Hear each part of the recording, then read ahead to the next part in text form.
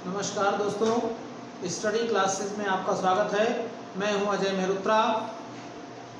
हम लोग फिजिक्स में कक्षा 12 के छात्रों के लिए फिजिक्स की चर्चा कर रहे हैं। फिजिक्स में कूलाम के नियम की चर्चा इसके पहले वाले लेक्चर में की गई। कूलाम के नियम की बात की गई, निर्वात की वैद्युतशीलता एप्सिलॉन 0 की बात की गई, परावैद्युत पदार्थ का परावैद्युतांक के की बात की गई, के का मान बताया गया। तो इसी क्रम में हम वैद्युत बल क्षेत्र, वैद्युत बल रेखाएं और वैद्युत क्षेत्र की तीव्रता की बात करेंगे। अगर आपने हमारे चैनल को सब्सक्राइब नहीं किया है तो सब्सक्राइब कर लें ताकि आप हमारे चैनल पर बने रहें, आपको हमारे चैनल के वीडियो के नोटिफिकेशन मिलते रहें। लाइक, शेयर और कमेंट अवश्य करें। तो आइए शुरू करते हैं। वैद्युत बल क्षेत्र। वैद्युत बल क्षेत्र क्या है? किसी वैद्युत बल क्षेत्र का मान हम इस संदर्भ में ले सकते हैं कि किसी आवेश के चारों ओर का वह क्षेत्र जिसमें कोई दूसरा आवेश आकर्षण अथवा प्रतिकर्षण बल का अनुभव करता है, वो उसका वैद्युत बल क्षेत्र कहलाता है। यानी वैद्युत बल क्षेत्र का संदर्भ एक ऐसे क्षेत्र से है, आसपास के उस क्षेत्र से है जिसमें कोई दूसरा आवेश अगर लाया जाए तो वो वैद्युत बल का अनुभव करे। और आपको बताया जा चुका है कि वैद्युत बल दो प्रकार के होते हैं, आकर्षण बल और प्रतिकर्षण बल। तो इस प्रकार से वैद्युत आकर्षण अथवा वैद्युत प्रतिकर्षण का अनुभव उस आवेश के द्वारा किया जाता है, तो ऐसा क्षेत्र वैद्युत बल क्षेत्र कहलाता है। एक महत्वपूर्ण बात है कि वैद्युत क्षेत्र का अनुभव हम अपेक्षाकृत चुंबकीय क्षेत्र की तुलना में नहीं करते हैं या खतरनाक हो सकता है, लेकिन चुंबकीय क्षेत्र का अनुभव बहुत सरल है। अगर एक चुंबक ले लें और एक लोहे का टुकड़ा ले लें और चुंबक के समीप लोहे का टुकड़ा लाएं तो हमको लगेगा कि इस हाथ में अगर लोहे का टुकड़ा है तो वो उसकी तरफ भागा जा रहा है, अर्थात उस पर चुंबकीय आकर्षण बल का अनुभव होता है। जैसे चुंबकीय क्षेत्र होता है, चुंबकीय बल होता है, उसी प्रकार से वैद्युत बल भी होता है।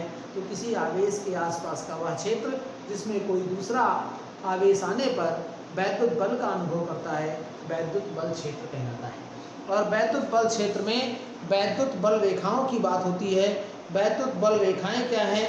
किसी वैद्युत बल रेखा की बात करें अगर, तो वैद्युत बल रेखा वैद्युत क्षेत्र में खींचा गया वह काल्पनिक निष्कोण वक्र होता है जिस पर एक स्वतंत्र और पृथक्कृत आवेश, वह काल्पनिक निष्कोण वक्र जिस पर एक स्वतंत्र पृथक्कृत आवेश या एकांक धनावेश कहते हैं, एकांक धनावेश गति करता है, चलता है, वो जो रेखा होती है वो वैद्युत बल रेखा कहलाती है। और वैद्युत बल रेखाओं की बात करें अगर, तो वैद्युत बल रेखाएं जो हैं, इनसे एक नंबर का एक बहुत महत्वपूर्ण सवाल है, इनके गुण की बात होती है। वैद्युत बल रेखाओं के गुण क्या हैं? तो वैद्युत बल रेखाओं के जो महत्वपूर्ण गुण हैं, वैद्युत बल रेखा और इसी में वैद्युत बल रेखाओं के गुण।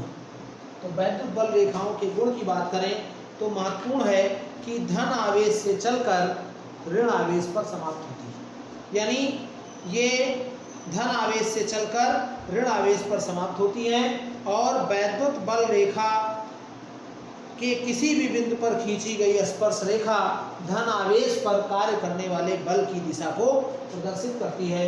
वैद्युत बल रेखा के किसी भी बिंदु पर अगर हम एक स्पर्श रेखा खींच दें उस बिंदु पर, तो स्पर्श रेखा उस आवेश पर लगने वाले बल की दिशा को प्रदर्शित करती है, यानी बल की दिशा को दर्शाती है।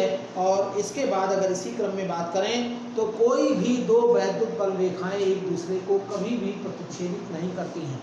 यानी दो वैद्युत बल रेखाएं हैं तो वो एक दूसरे को कहीं नहीं काटेंगी, क्योंकि अगर वो प्रतिच्छेदित करेंगी तो प्रतिच्छेद बिंदु पर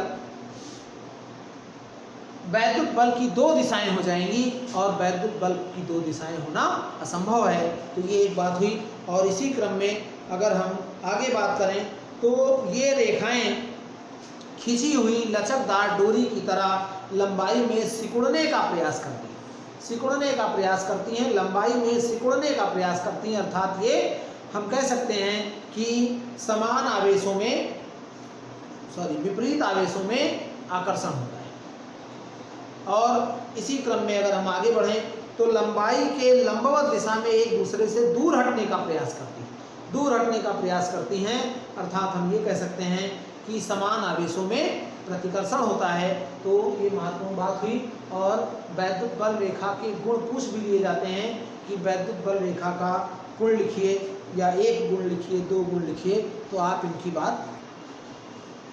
इसी क्रम में अगर हम वैद्युत बल रेखाओं के साथ हम वैद्युत क्षेत्र की तीव्रता की बात करें तो वैद्युत क्षेत्र में किसी बिंदु पर विद्युत क्षेत्र की तीव्रता का जो परिमाण होता है वो एकांक धन परीक्षण आवेश पर आरोपित वैद्युत बल के परिमाण के बराबर होता है। यानी हम ये कह सकते हैं कि किसी वैद्युत क्षेत्र में किसी बिंदु पर विद्युत क्षेत्र की तीव्रता उस बिंदु पर रखे हुए एकांक धन परीक्षण आवेश पर कार्य करने वाले बल के बराबर होती है। तो अगर वैद्युत क्षेत्र की तीव्रता है उसको हम E से प्रदर्शित करते हैं और कार्य करने वाला बल F है और धन परीक्षण आवेश Q0 है, तो जो E का मान होगा वो F/Q0 होगा। माने किसी बिंदु पर किसी वैद्युत क्षेत्र में किसी बिंदु पर वैद्युत क्षेत्र की तीव्रता का परिमाण उस बिंदु पर रखे धन परीक्षण आवेश एकांक धन परीक्षण आवेश पर कार्य करने वाले बल के परिमाण के बराबर होता है। Q0 का मान 1 है। धन परीक्षण आवेश का आशय उस आवेश से है जिसका अपना कोई वैद्युत क्षेत्र नहीं होता है। एक ऐसा वैद्युत आवेश जिसका अपना कोई वैद्युत क्षेत्र नहीं होता है वो धन परीक्षण आवेश कहलाता है। यानी Q0 का मान 1 हो जाएगा, तो E बराबर हो जाता है F। यानी वैद्युत क्षेत्र में किसी बिंदु पर विद्युत क्षेत्र की तीव्रता संख्यात्मक रूप से उस बिंदु पर रखे एकांक धन परीक्षण आवेश पर कार्य करने वाले बल के बराबर है। ये एक सदिश राशि है, E वेक्टर E लिखते हैं इसको F/Q0। ये एक सदिश राशि है और इसका मात्रक अगर निकाला जाए तो E का मात्रक यहाँ से न्यूटन प्रति कूलम होगा। न्यूटन प्रति कूलम E का विमीय सूत्र अगर हम देखें, विमीय सूत्र तो हो जाता है mLt-2, ये हो गया न्यूटन के लिए, और कूलम का होता है AT, ये हो जाएगा mLt-3A-1। तो ये E का विमीय सूत्र हो गया और E का मात्रक और विमीय सूत्र इस प्रकार से हो जाता है mLt-3A-1 मात्रक हो जाता है न्यूटन प्रति कूलम। इसका एक अन्य मात्रक वोल्ट प्रति मीटर भी लिखा जाता है। आगे जब हम विभवांतर की चर्चा करेंगे तो वहाँ वोल्ट प्रति मीटर की बात करेंगे। अब इसी क्रम में अगर हम देखें कि जो दिशा होती है धन आवेश और ऋण आवेश के कारण जो वैद्युत क्षेत्र की दिशा होती है उस दिशा का परिमाण क्या होता है। अगर धन आवेश है, धन आवेश के कारण अगर हम दिशा देखते हैं तो वो दिशा धन आवेश अगर है, मान लीजिए कि एक धन आवेश है और इसके कारण दिशा निकाल रहे हैं तो ये दिशा होगी। यहाँ बिंदु P पर निकाल रहे हैं तो धन आवेश के कारण जो विद्युत क्षेत्र की तीव्रता की दिशा होगी वो आवेश से बिंदु की ओर होगी। बहुत महत्वपूर्ण बात है। यहाँ एक धन आवेश है और यहाँ हमको विद्युत क्षेत्र ज्ञात करना है। ये वैद्युत बल की दिशा होगी क्योंकि यहाँ पर परीक्षण आवेश प्लस Q0 होगा और यही जो दिशा है वही E की भी दिशा होगी। लेकिन अगर ये ऋण आवेश है तो इसकी दिशा इधर से इधर ना होकर यानी आवेश की ओर हो जाएगी, उस बिंदु से आवेश की ओर। महत्वपूर्ण पॉइंट है ये। किसी धन आवेश के कारण विद्युत क्षेत्र के तीव्रता की दिशा, अगर हम धन आवेश की बात कर रहे हैं तो आवेश से बिंदु की ओर होती है, जबकि अगर ऋण आवेश की बात की जाए तो उस बिंदु से आवेश की ओर होती है। ये बहुत महत्वपूर्ण बिंदु है और इसकी सहायता से ही हम परिणामी विद्युत क्षेत्र ज्ञात कर सकते हैं। परिणामी वैद्युत क्षेत्र क्या है? परिणामी वैद्युत क्षेत्र की जब बात होती है तो अगर एक ही स्थान पर कई आवेश हैं तो कई आवेशों के कारण जब हमको वैद्युत क्षेत्र की तीव्रता ज्ञात करनी है तो उन सभी आवेशों के कारण हम दिए गए बिंदु पर वैद्युत क्षेत्र ज्ञात कर लेते हैं और फिर उसका परिणामी वैद्युत क्षेत्र निकाल लेते हैं और वो परिणामी वैद्युत क्षेत्र जो E होता है वो उनके सदिश योग के बराबर होता है। E1 + E2 + E3 यानी उनका जो वेक्टर योग है, वेक्टर योग करके हम विद्युत क्षेत्र की तीव्रता का परिणामी मान ज्ञात कर सकते हैं। तो ये विद्युत क्षेत्र की तीव्रता हुई। इसी क्रम में आगे हम किसी बिंदु आवेश के कारण विद्युत क्षेत्र की तीव्रता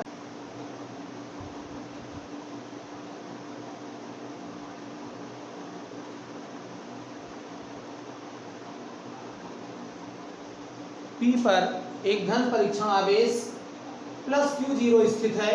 तो इस प्लस Q0 पर जो प्लस Q के कारण वैद्युत बल कार्य करेगा उसका मान F बराबर होगा 1/4 पाई एप्सिलॉन 0 Q बटा R स्क्वायर।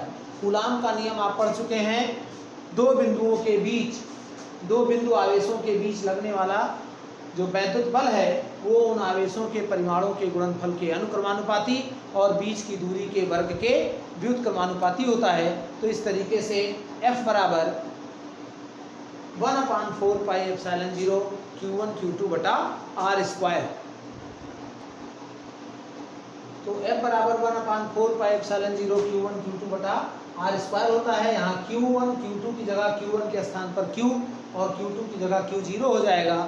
तो Q0 बटा R स्क्वायर हो जाएगा और इस प्रकार से F का मान यहाँ से ज्ञात हो जाता है। अब अगर यहाँ पर कोई परावैद्युत माध्यम है जिसका परावैद्युतांक कैपिटल K है तो यहाँ पर F बराबर हो जाता है 1/4 pi epsilon 0 capital K Q0 बटा R स्क्वायर।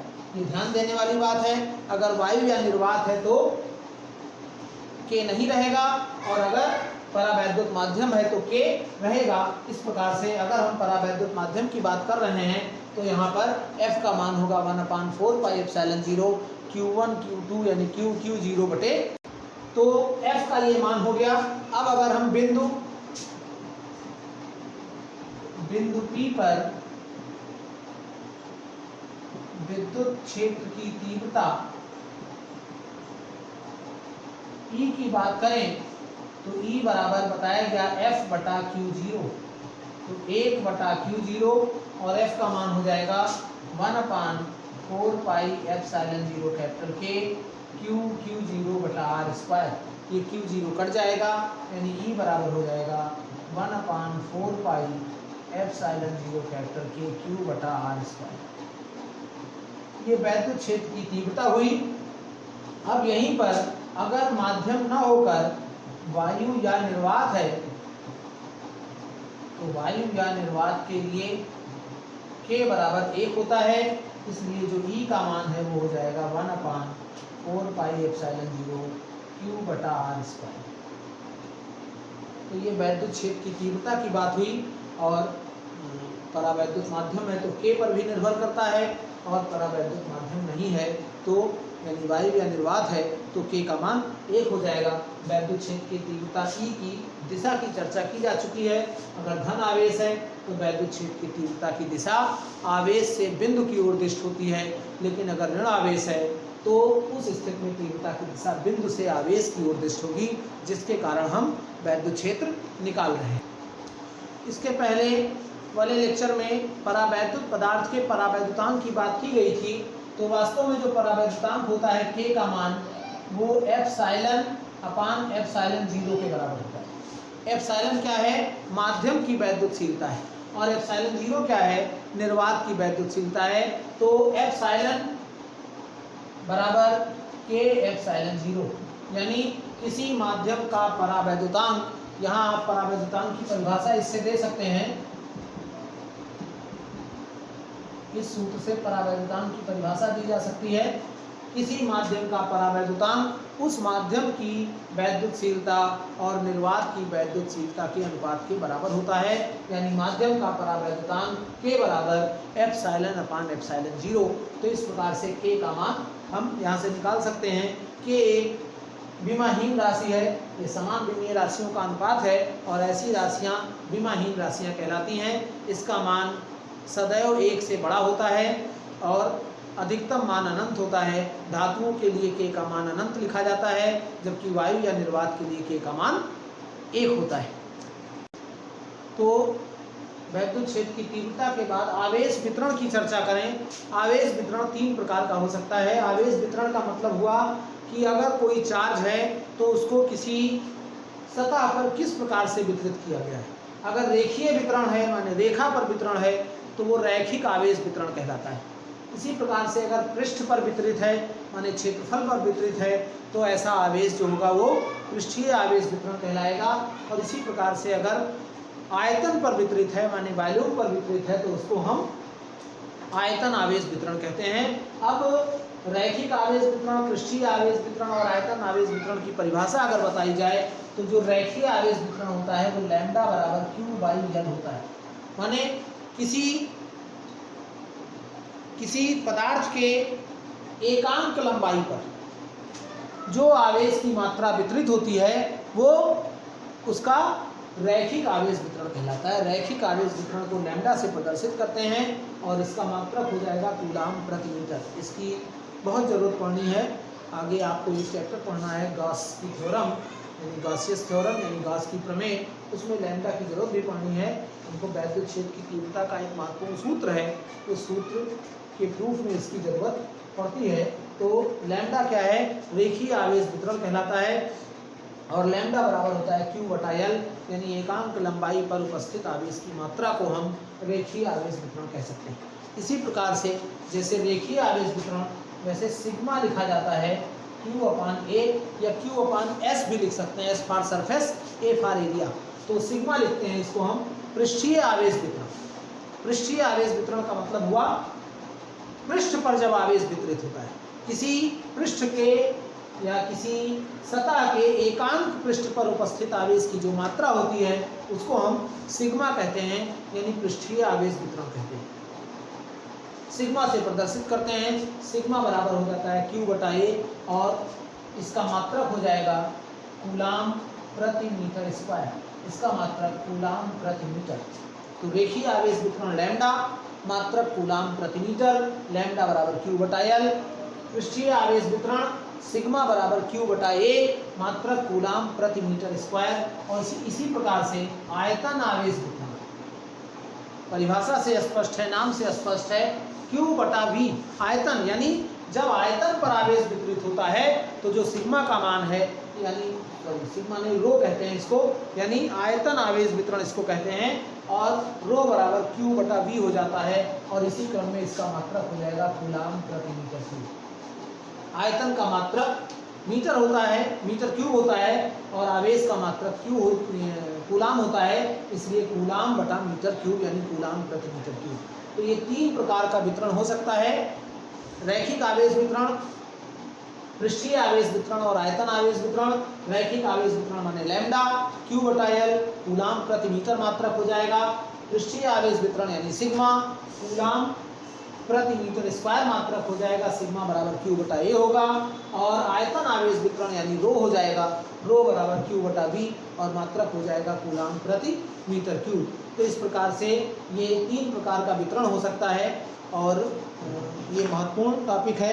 इसके बाद जो चर्चा होनी है बहुत महत्वपूर्ण और बहुत इम्पॉर्टेंट टॉपिक है, परीक्षा के दृष्टिकोण से बहुत महत्वपूर्ण है, electric dipole. Electric dipole moment, विद्युत द्विध्रुव आघूर्ण और विद्युत द्विध्रुव के कारण विद्युत क्षेत्र की तीव्रता। विद्युत क्षेत्र की तीव्रता, अभी हमने बिंदु आवेश के कारण विद्युत क्षेत्र की तीव्रता की चर्चा की थी। अगले वीडियो में हम विद्युत द्विध्रुव के कारण विद्युत क्षेत्र की तीव्रता की चर्चा करेंगे। उसके पहले विद्युत द्विध्रुव जानेंगे क्या होता है, बहुत महत्वपूर्ण टॉपिक है और मुझे ऐसा लगता है कि इस टॉपिक से परीक्षा में निश्चित रूप से 2-3 नंबर का प्रश्न पूछा जा सकता है। तो आप हमारे वीडियो पर बने रहिए, हमारे चैनल को सब्सक्राइब कर लीजिए ताकि आपको जो परीक्षा से संबंधित सामग्री है वो उपलब्ध होती रहे और आप पूरा कंटेंट समझ पाएँ, जान पाएँ। आप हमारे चैनल को सब्सक्राइब कर लीजिए ताकि आपको नए नए वीडियो के नोटिफिकेशन मिलते रहें। अगर आपने सब्सक्राइब नहीं किया है तो ज़रूर सब्सक्राइब कर लें। हमारे इस वीडियो को लाइक कर दीजिए, शेयर कर दीजिए ताकि ज़्यादा से ज़्यादा लोगों को इसका लाभ मिल सके। कमेंट करके ज़रूर बताएं। धन्यवाद।